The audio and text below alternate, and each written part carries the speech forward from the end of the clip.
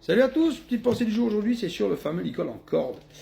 Alors tout le monde va dire c'est un licol éthologique. Eh ben non, c'est un licol de travail qui existe depuis des centaines d'années, sauf que c'est devenu un peu une mode. Et l'éthologie, je le rappelle, ce n'est pas du horsemanship, l'éthologie c'est l'étude du comportement des animaux dans leur milieu naturel. Donc pour ce licol en corde, c'est simple, vous avez des nœuds qui sont placés à cet endroit-là. Ils sont placés selon les points de pression des chevaux.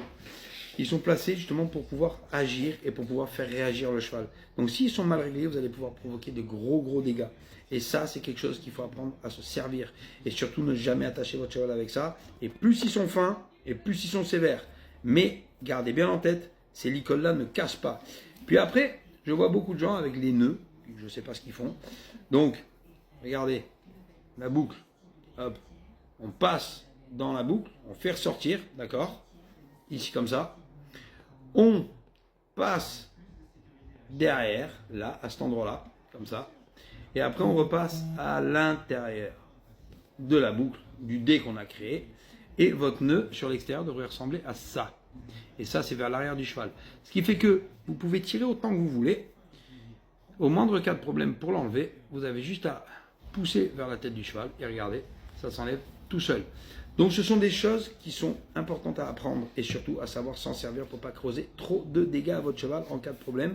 Et dites-vous que 9 fois sur 10, les problèmes, on arrive à les régler avec des simples licoles plats et pas besoin de ce genre de choses. Puis après, on va parler du carrot stick. Beaucoup de gens pensent que parce que c'est pour du travail à pied, dit de l'éthologie, que c'est pas sévère. Regardez à quel point il est rigide, à quel point c'est lourd et à quel point ça claque. C'est comme une cravache si on ne sait pas s'en servir. Et surtout, faites attention, vous avez des fois des lanières en cuir qui peuvent venir fouetter le cheval. Si on fait une erreur, ça peut arriver, on se loupe. Donc moi, j'ai préféré de les enlever. Donc faites attention avec le matériel dit matériel éthologique ou justement d'éducation dans le bien-être du cheval, du horsemanship et des choses comme ça. Parce que ce sont des outils qui peuvent blesser les chevaux autant que les outils de monde classique, de monde western. Et j'en passe.